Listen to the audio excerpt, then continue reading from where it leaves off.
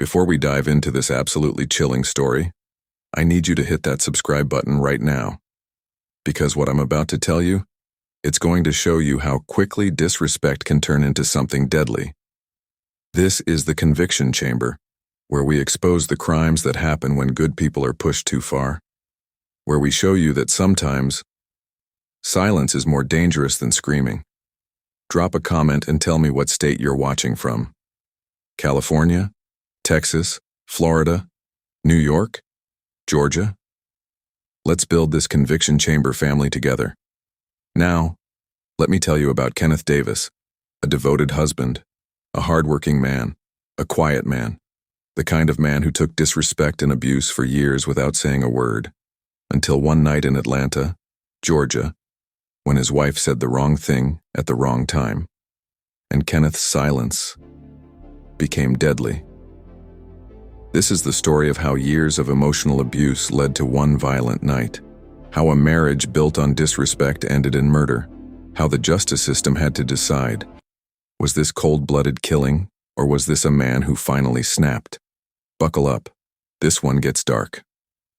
The provider. Nobody appreciated Kenneth Davis was 45 years old, working as an auto mechanic in Atlanta, running his own shop. He'd built that business from nothing, started in his garage, turned it into a successful operation with 5 employees.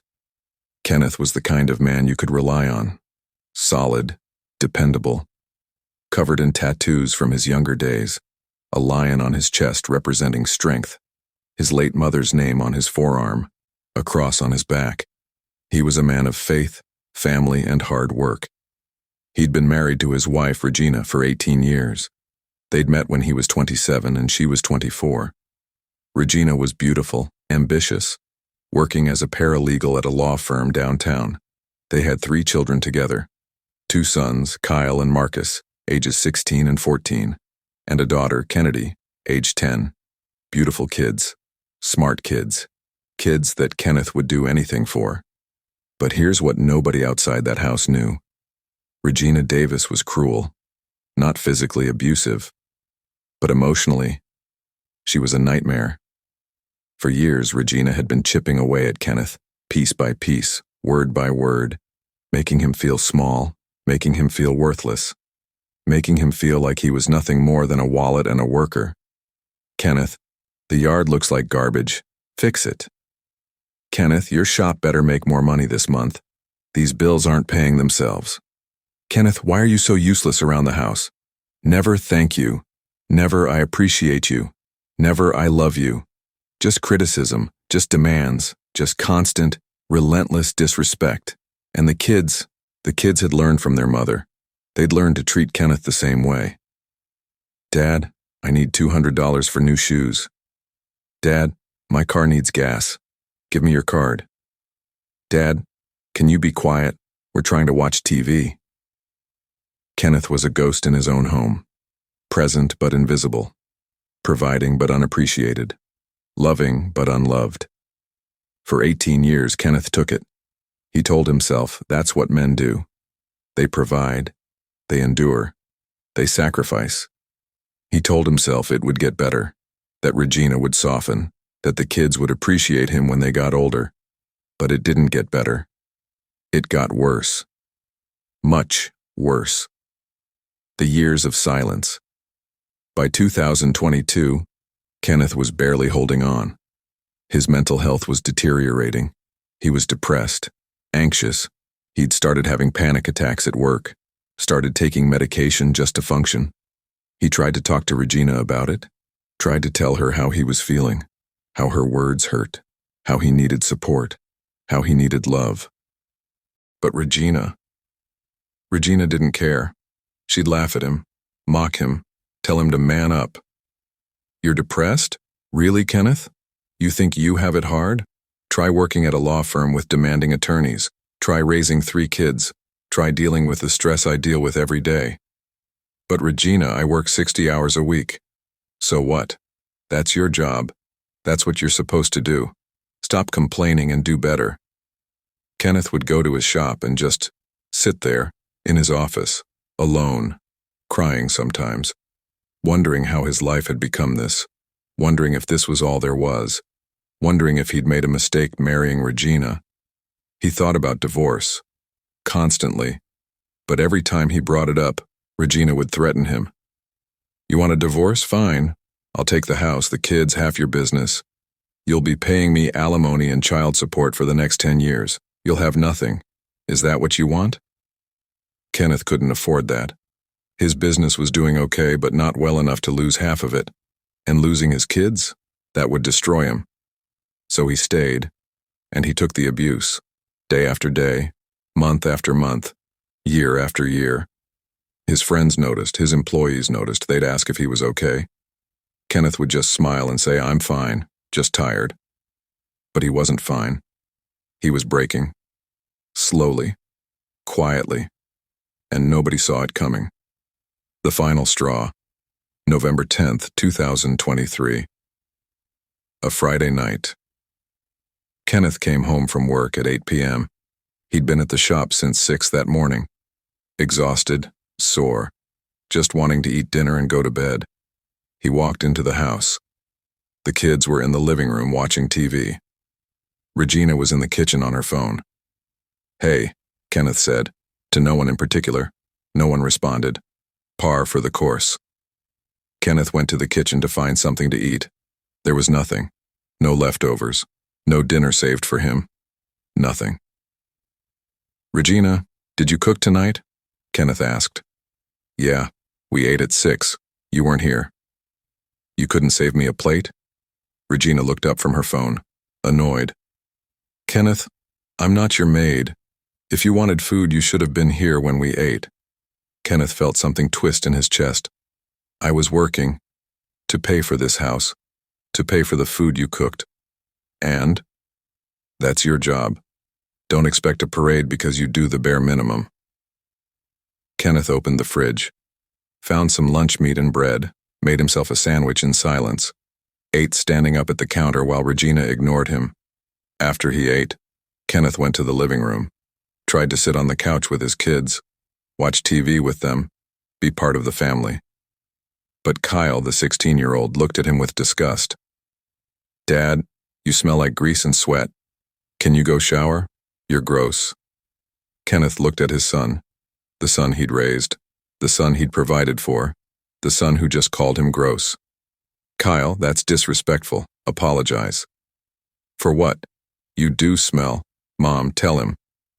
Regina walked into the living room. "Kenneth, he's not wrong. Go shower. You're making the whole house smell like your shop." Kenneth stood up, his fists clenched, his jaw tight. "I smell like work, because I've been working all day, for this family." "Oh, here we go," Regina said, rolling her eyes. "The martyr routine. Yes, Kenneth, you work. Congratulations. So does everyone else in the world. Stop acting like you're special." "I'm not asking to be special. I'm asking for basic respect." "Respect?" Regina laughed. "You want respect? Earn it. Make more money. Be a better father. Be a better husband. Then maybe you'll get respect." Something in Kenneth's face changed. His employees would later say they'd seen that look before. The look of a man who'd reached his limit. The look of a man who was done. "What did you just say?" Kenneth's voice was quiet. Too quiet. "You heard me. You want respect? Earn it. Right now, you're just here, taking up space, being useless." The kids were watching now, all 3 of them, watching their mother destroy their father, and saying nothing, doing nothing, because this was normal. This was just another Friday night in the Davis household. Kenneth looked at his wife, at this woman he'd loved for 18 years, at this woman who'd spent nearly 2 decades breaking him down piece by piece. "You're right," Kenneth said, his voice still quiet, still calm. "I am useless. At least, I'm useless here." He turned and walked upstairs. Regina went back to her phone. The kids went back to their TV show. Nobody thought anything of it. Nobody realized that Kenneth Davis had just made a decision, a terrible, irreversible decision. The point of no return. Kenneth went upstairs to his bedroom, sat on the edge of the bed, stared at the wall. His mind was racing. Years of abuse, years of disrespect, years of being treated like he didn't matter. All of it flooding back at once. He thought about leaving, just walking out, getting in his truck and driving away, starting over somewhere else. But where would he go? What would he do? He'd lose his business, his kids, everything he'd built. He thought about fighting back, not physically, but standing up for himself, demanding respect, setting boundaries. But he'd tried that, for years. It never worked. Regina just got worse. The kids just got more disrespectful. And then, Kenneth thought about something else, something darker, something he'd never seriously considered before. What if they were gone? What if Regina was gone? What if he didn't have to deal with this anymore? The thought horrified him at first. He wasn't a violent man. He'd never hurt anyone in his life, never even been in a fight since high school. But the thought wouldn't go away. It kept growing, getting louder, getting more appealing. If Regina was gone, he'd get the house, the kids, the life insurance. He could start over, be free, be respected, be valued. Kenneth opened his nightstand drawer. Inside was a Glock 9mm. He'd bought it years ago for home protection, had taken it to the range a few times, but mostly it just sat there, loaded, waiting. Kenneth picked up the gun, felt the weight of it in his hand, and made a choice. The murder. Kenneth walked back downstairs, calm, quiet, the gun tucked in the back of his waistband, hidden under his shirt. Regina was still in the kitchen, on her phone, probably texting her sister, complaining about Kenneth like she always did. The kids were still in the living room, absorbed in their show, completely unaware. Kenneth walked into the kitchen, stood behind Regina. She didn't even look up. "Regina," Kenneth said. "What?" She didn't turn around, didn't acknowledge him, just kept scrolling on her phone. "Look at me." "Kenneth, I'm busy. What do you want?" Kenneth pulled out the gun, pointed it at the back of Regina's head. His hand was steady, his mind was clear. He'd made his decision. "Regina, turn around." Something in his voice made her pause, made her finally look up. She turned around, saw the gun. Her eyes went wide. "Kenneth, what are you doing?" "What am I doing?" Kenneth said, his voice still calm, still quiet. "I'm earning your respect." "Kenneth, put the gun down. You're scaring me." "I've been scared for 18 years, scared of you, scared of your words, scared of living in my own home. Now you get to feel what I feel." "The kids are right there." "The kids you taught to disrespect me? The kids you turned against me, those kids?" "Kenneth, please." But Kenneth wasn't listening anymore. He pulled the trigger. Once, the shot echoed through the house. Regina fell backward, blood everywhere, dead before she hit the ground. The kids screamed, came running into the kitchen, saw their mother's body, saw their father holding the gun. Kenneth looked at them, at his sons, at his daughter, and he felt nothing. No remorse, no guilt, just relief. "Call 911, Kenneth said to Kyle. "Tell them I shot your mother. Tell them I'm waiting here." And he was. Kenneth sat down at the kitchen table, put the gun on the table in front of him, and waited, while his children cried, while his wife's blood pooled on the floor, while his entire life ended in a single moment. The police arrived 8 minutes later, found Kenneth sitting calmly, hands on the table, gun in front of him, Regina's body on the floor, the kids hysterical upstairs. Kenneth didn't resist, didn't run, didn't fight, just stood up, put his hands behind his back and let them cuff him. "Kenneth Davis, you're under arrest for the murder of Regina Davis." Kenneth nodded. "I know." The investigation was straightforward. Kenneth had shot his wife in cold blood, in front of their children, with no immediate provocation, no threat, no self-defense claim, just murder. But as detectives dug deeper, they started to uncover something that complicated the narrative, something that made this case less black and white than it initially appeared. They talked to Kenneth's employees, who all said the same thing. Kenneth was a good man, kind, patient, hardworking, but he'd been different lately, withdrawn, depressed, like something was breaking him. They talked to Kenneth's friends, who said Regina had been abusive for years, emotionally abusive, that Kenneth had talked about how miserable he was, how disrespected he felt, how he didn't know how much more he could take. They talked to neighbors, who'd heard Regina screaming at Kenneth, berating him, calling him useless, worthless, pathetic, for years. They talked to Kenneth's therapist. Yes, Kenneth had been seeing a therapist for 2 years, trying to deal with the emotional abuse, the depression, the thoughts of suicide. The therapist confirmed that Kenneth had been in a severely abusive relationship, that Regina had been systematically destroying his mental health for nearly 2 decades. The detectives also found Kenneth's journal, pages and pages of entries about the abuse, about how much it hurt, about how he felt like he was drowning, about how he'd thought about ending his own life multiple times. The last entry, written the morning of the murder, said simply, "I can't do this anymore. Something has to change. I don't know what, but something." This wasn't just a murder. This was a tragedy. A man pushed beyond his breaking point by years of systematic abuse. A man who'd finally snapped. But did that excuse what he'd done? Did that justify murder? That would be for a jury to decide. The trial. Kenneth Davis's trial began in March of 2024. He was charged with first-degree murder, premeditated, intentional. The prosecution was seeking life in prison without parole. The prosecution's case was simple. Kenneth had shot his unarmed wife in cold blood, in front of their children. There was no immediate threat. No self-defense. Just murder. "Ladies and gentlemen of the jury," the prosecutor said in her opening statement, "this is not a complicated case. Kenneth Davis murdered his wife. He went upstairs, got a gun, came back down, and shot her in the back of the head.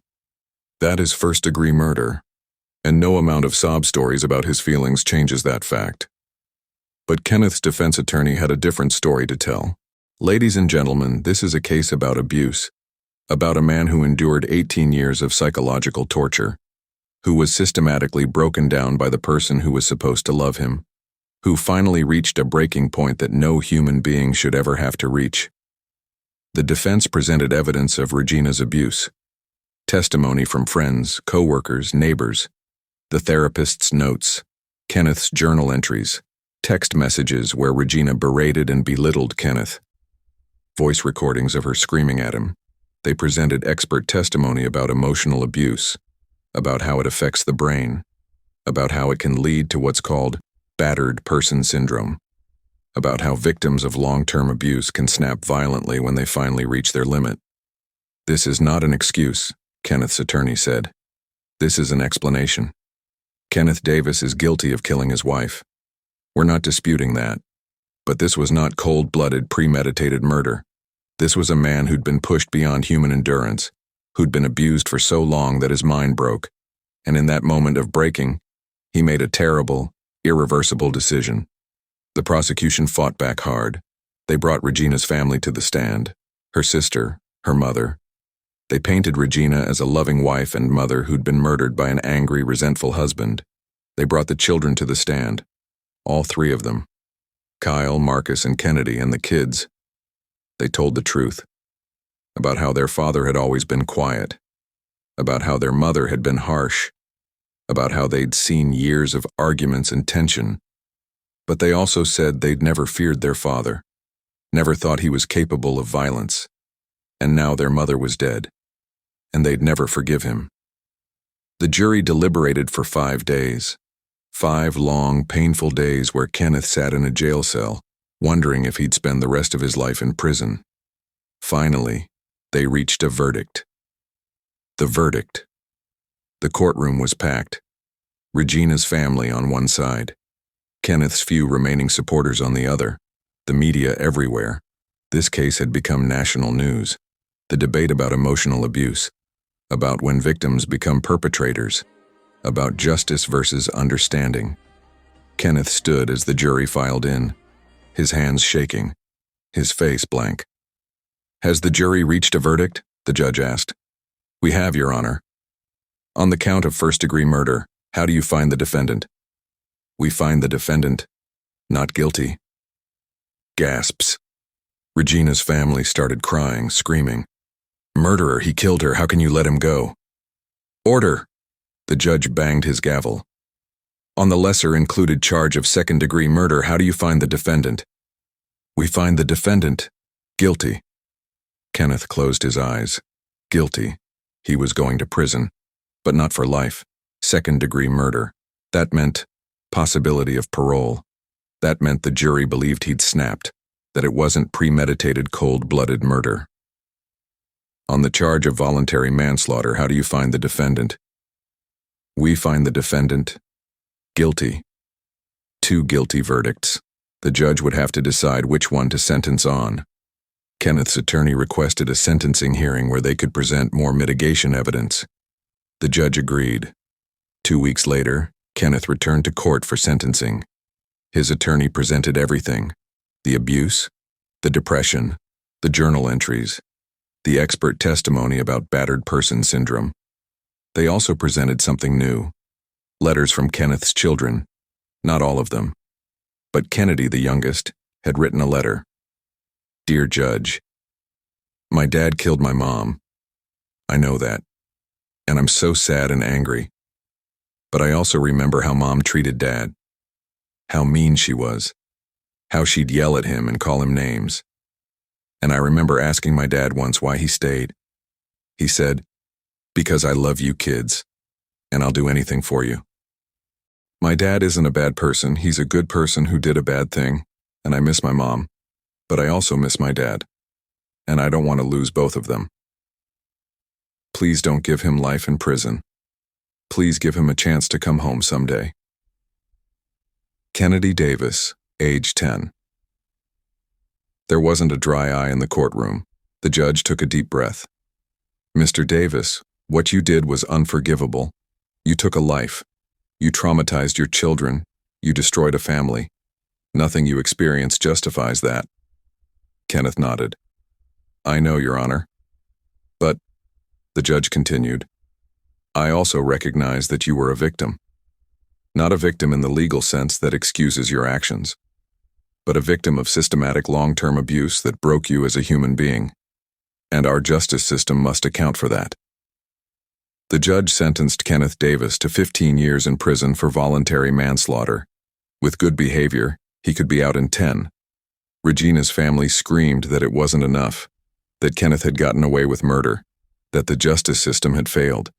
Kenneth's supporters said it was too much, that Kenneth had suffered enough, that he should have gotten probation. But the judge's decision stood.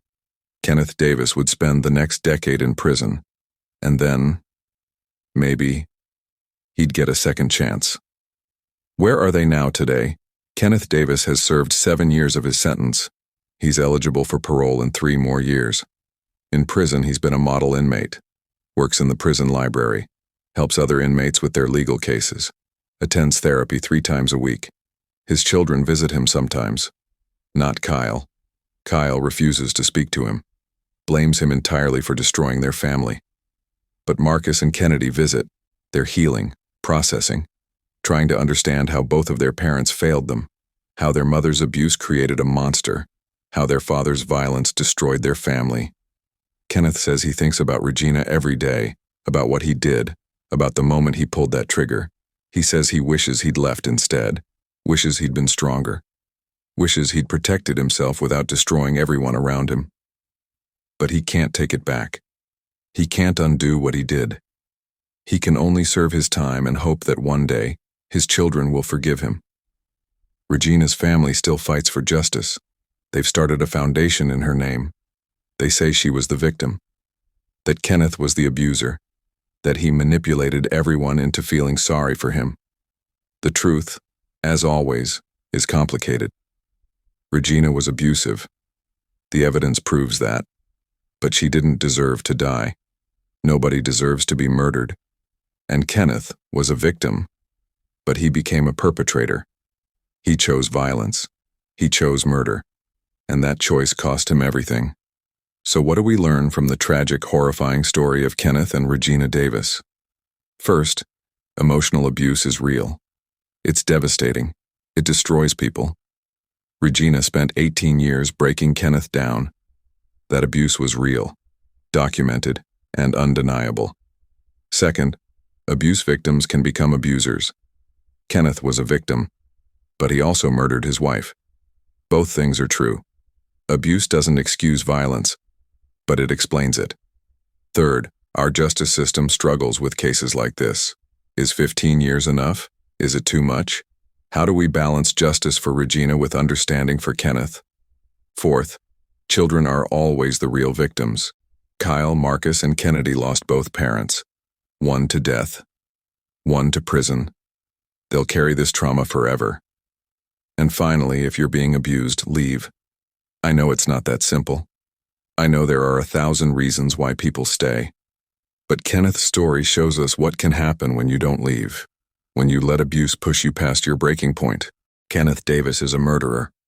But he's also a cautionary tale about the price of staying silent, about the danger of enduring abuse, about what happens when good people are pushed too far. So I want to hear from you. Do you think Kenneth's sentence was fair? Should he have gotten more time? Less time? Do you think he's a victim or a murderer? Or both? Comment down below.